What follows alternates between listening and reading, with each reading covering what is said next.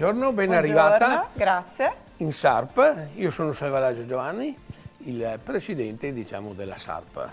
Ecco, ben SARP arrivata. che azienda è? SARP è un'azienda che lavora sull'alimentare. Abbiamo due filoni, uno sulla pasta, uno sul trattamento termico, ma sull'alimentare in pratica. E da quanto esistete? Ho 40 anni l'anno prossimo, ufficiali. Un po' prima, qualche anno prima, ma 40 anni. Io le chiedo subito, qual è l'errore di successo, quello che le viene subito in mente? Beh, la partenza, diciamo che mi sono licenziato da dove lavoravo con un posto fisso, buono, e ho detto, mi hanno chiesto come mai ti licenzi, perché ho detto mio papà ha 3 campi e vado a piantare fagioli con il fucile. Ecco, sono andato via. E Quindi una pazzia nel vero senso della parola. Una pazzia, esatto, proprio una pazzia. Che però ha costruito poi tutto questo.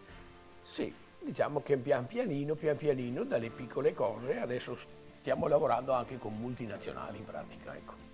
Allora, facciamo un passo indietro, riavvolgiamo un attimo il nastro, andiamo a scoprire, proprio a entrare anche nella produzione della SARP. Ce la mostra? Certo. La accompagno. Qui a destra? Abbiamo l'ufficio tecnico, siamo in 6 che fanno i progetti per le macchine. Mentre qui entriamo in produzione Mentre vera e qui propria. entriamo in produzione vero e proprio.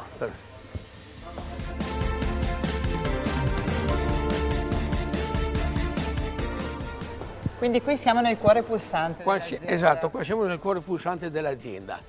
Quindi questi sono macchinari per produrre la pasta. Questi sono macchinari per produrre la pasta, con tutte le caratteristiche, diciamo, del giorno d'oggi, quasi con l'intelligenza artificiale.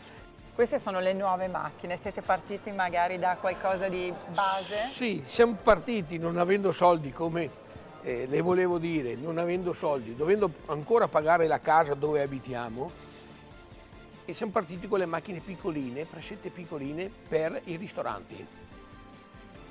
Però, essendo di estrazione, diciamo, industriale, pian pianino da quelle macchine piccoline da ristoranti le abbiamo fatte sempre più grande, e adesso le facciamo, diciamo, ci fermiamo però, perché noi arriviamo fin dove poi arrivano i concorrenti grossi. Siete un'impresa, un'industria vera e propria, come vi si può definire? Beh, stiamo crescendo perché il problema è la velocità di crescita che stiamo facendo, perché siamo già 50 dipendenti. 50 dipendenti. E siete partiti da? In 2, io e la moglie. A 18 anni sono andato in un'azienda, Pavan, che adesso diciamo è Gea, che facevano impianti per la pasta. Di conseguenza sono sempre stato ai 50 anni che sono sulla pasta, diciamo è quello. Però abbiamo sviluppato il discorso, quello del trattamento termico. E lavoriamo, diciamo, da più 100 gradi a meno 35. Pastorizzazione, surgelazione, lievitazione sul pane, sulla carne, sul pesce.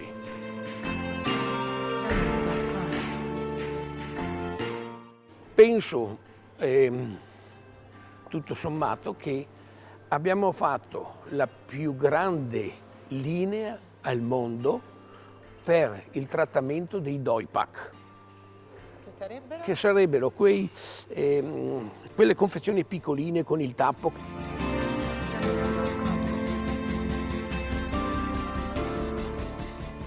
Ciao ragazzi, ho un bel sorriso. E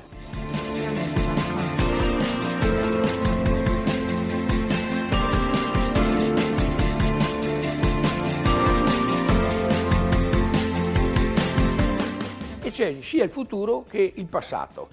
Il futuro perché, diciamo, questo è il service, è quello che dà assistenza a tutti i clienti e che deve essere sempre aggiornato e tutto. E qua a livello cartaceo adesso è molto di più a livello, diciamo, in file, però una volta era cartaceo. Quelle cose lì. Queste cose qua, esatto, queste qua 40 anni di storia, dove abbiamo conservato tutto. Ero Piero. Piero è la mente, quanti anni sei che dici qua? 38? 37. 37 anni. È il catalogo mentale. Il catalogo mentale.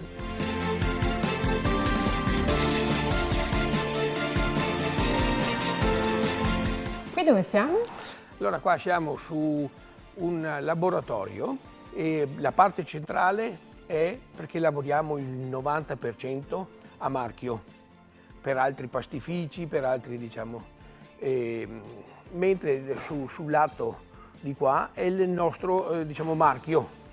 Siccome facciamo la pasta diciamo, con la curva e non ci sono macchine per fare il confezionamento, va fatto solo manuale. Questi sono gli essiccatoi dove viene essiccata e questi sono i telai. Ecco, questa è la pasta che è stata prodotta ieri, essiccata, è tirata fuori dagli essiccatoi che poi dopo va in confezionamento. Questi sono i macchinari che facciamo noi.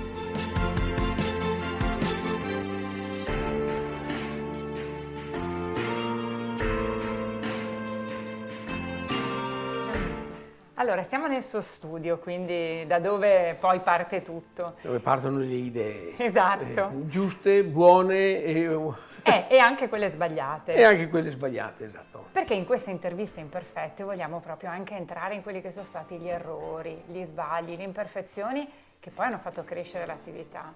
Se ci dovesse raccontare qualche errore. Qualche errore, l'errore è un po' difficile a tenerli a mente, diciamo errori piccoli, perché ci sono sempre, sì che... Poi mi raccontava un episodio un po' particolare legato alle patate. Sì. E le patate, diciamo, un altro errore là è stato fatto, quello è veramente un errore di progettazione, cioè, quando fai, non è che la ciambella esca sempre con il buco. Sulle patate abbiamo fatto una macchina per patate già cotte, levare la buccia e fare il purè. Per fare gnocchi e Per fare i gnocchi, per fare diciamo... il problema è che ho copiato quella dei pomodori, però mentre i pomodori, la buccia è rossa e il sugo di pomodoro è rosso e non si vede sul filtro se passano qualche pezzettino diciamo, sulle patate no, perché la buccia è scura e invece diciamo il purè è chiaro, sì che il filtro lasciava passare qualche piccolo pezzettino di buccia. Il cliente non l'ha voluta perché bisognava cambiare il filtro, ma non mi hai detto che il filtro va cambiato ogni 10 minuti o cose del genere. Abbiamo lasciato là, bastava comunque modificare il progetto e mettere diciamo un automatismo nella sostituzione del filtro. Però l'errore, ecco, abbiamo fatto la macchina e l'abbiamo tenuta per altri 10 anni fuori all'aperto in un cortile. Ma l'errore fa parte della quotidianità e come lo si deve vivere? L'errore modificando un po', noi facciamo, siccome sono tutti macchine, progetti ad hoc, customizzati, cioè non sono di serie, di conseguenza ogni cosa che fai nuova o ci manca un buco oppure là bisogna fare attenzione ed essere abbastanza ordinati nel mettere, però errori tutti i giorni.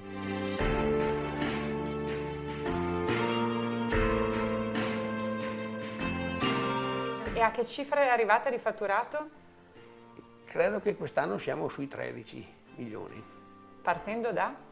Partendo da 30.000 lire. Cioè, no, quando siamo partiti io e la moglie non avevamo neanche i soldi per cambiarci i calzini, perché dovevo ancora finire le rate della casa. Adesso abbiamo lo stabilimento qua a Castelfranco e abbiamo diciamo, un ufficio commerciale in Canada e abbiamo questo, abbiamo un magazzino a 5 km dove ci sono macchinari, diciamo quelli che devono partire e cose del genere, e abbiamo una piccola officina, ditta in Bosnia.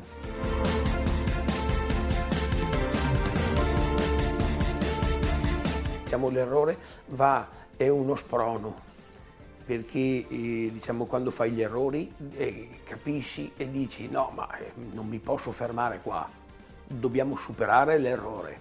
Beh, questo diciamo è il carattere di una persona che per fortuna ho trasmesso anche ai figli. Questo passaggio generazionale come lo sta vivendo?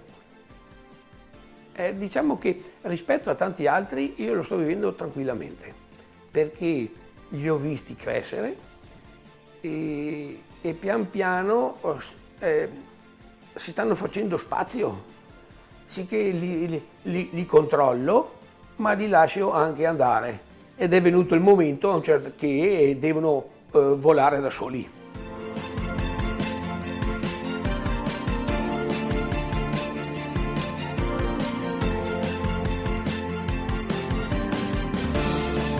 Lei è Alessandra? Io, Piacere. Alessandra, piacere. E lei sarà? E sarà la nuova, diciamo, Delegata. amministratore Per- delegato sul commerciale e amministrazione.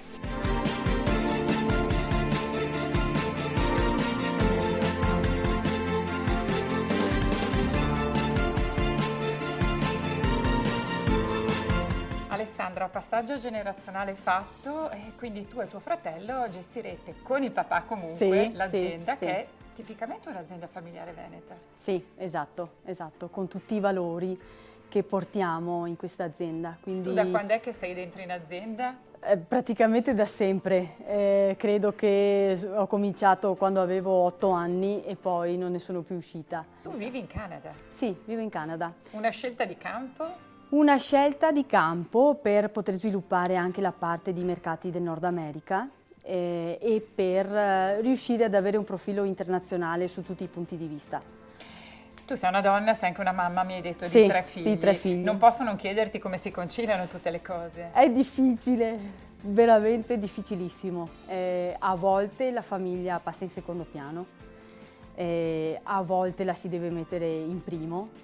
Dipende, è difficile mantenere la bilancia nell'equilibrio giusto, è veramente difficile. È difficile essere una donna in un mondo di metalmeccanici, perché veramente è un aspetto che a volte si dà anche per scontato, ma anche se siamo nel 2025 non è sempre tutto rose e fiori. A volte sì, le differenze sono molto sottili. Però ci si riesce, devo dire che con la fatica alla fine i risultati arrivano. Devo dare grande merito a mio papà, perché fare un passaggio generazionale in questo momento non è sempre così scontato. Noi, io e mio fratello, abbiamo preso l'azienda equamente in settori diversi e questo secondo me ci dà una grossa opportunità di sfruttare tutto quello che possiamo dare, anche visioni diverse. Lui per la parte di produzione, io per la parte economica. È un connubio che secondo me ci potrà portare tanto. Beh, ovviamente in bocca al lupo. Grazie, grazie.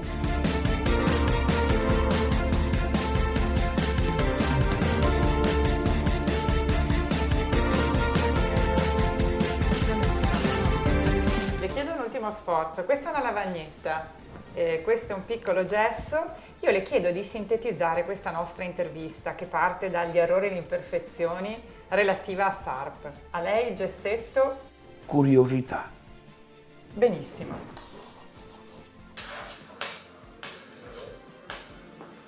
La mostriamo anche alle telecamere.